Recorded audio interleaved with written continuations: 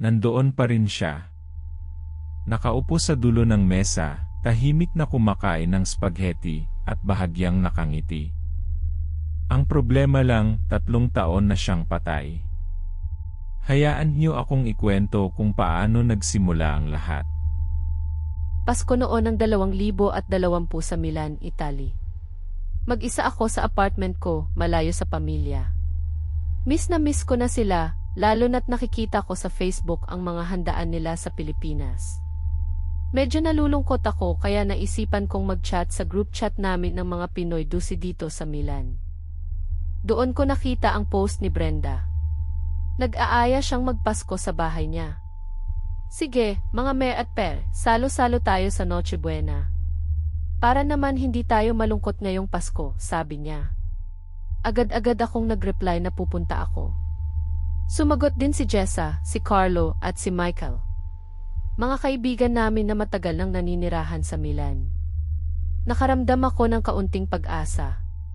Hindi naman pala ako mag-isa sa Pasko. At dito nagsimulang maging kakaiba ang lahat.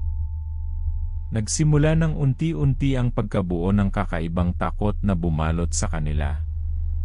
Ang simple at masayang salo-salo ay unti-unting nababalutan ng misteryo. Mag-comment ng kung naniniwala kayo sa mga ganitong kwento dahil lalala pa ito. Pagdating ko sa bahay ni Brenda, ang dami ng tao. Bukod sa amin na magkakaibigan, may mga iba pa siyang bisita. Mga bagong dating naguli din siguro. Ang daming pagkain sa mesa, spaghetti, lechon manok, lumpia at syempre, kakanin. Nag-umpisa na kaming kumain. Napansin ko na may isang babae na nakaupo sa dulo ng mesa, tahimik lang. Hindi siya nakikipag-usap sa iba. Lumapit ako kay Brenda para magtanong. Sabi ko kay Brenda, Brenda, sino yung babae sa dulo? Bagong dating ba siya? Tumingin si Brenda sa akin na para bang naguguluhan. Sinabi niya sa akin, aling babae, Andrea?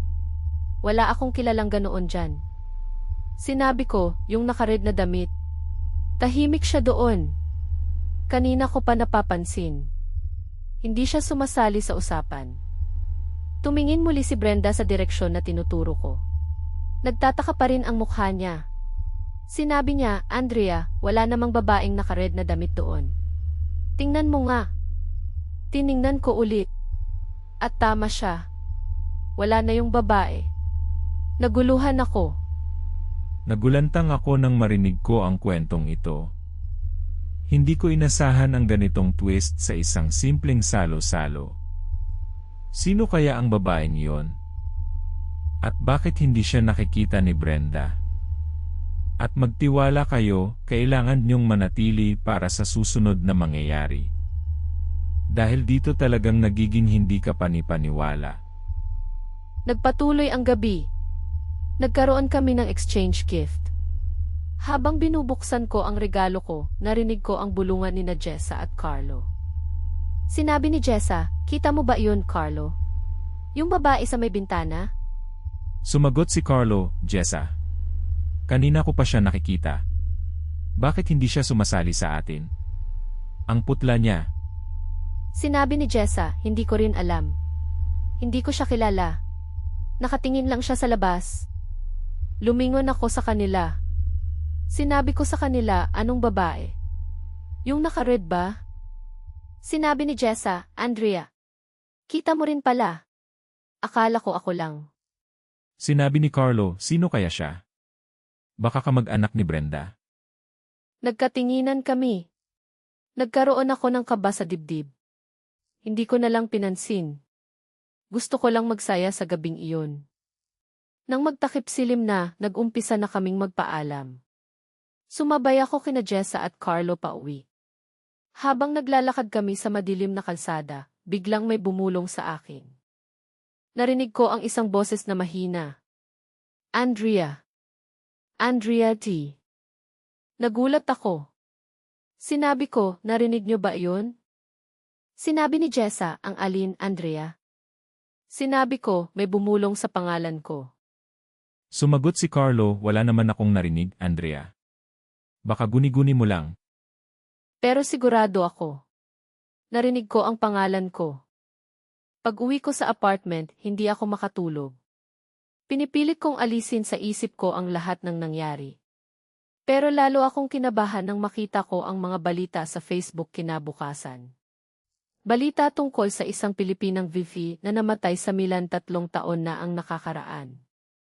Nakita ko ang pangalan niya, Andrea. Nakita ko ang litrato niya.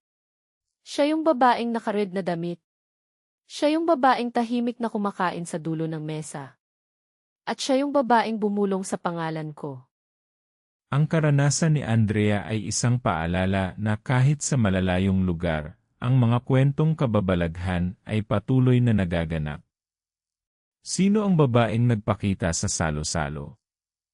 Isa ba siyang kaluluwang naghahanap lang ng kasama sa Pasko, o may mas malalim pa siyang gustong iparating?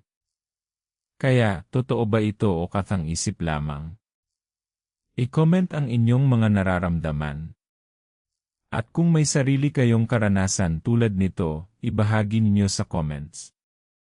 Mag-subscribe para sa bagong kwento araw-araw.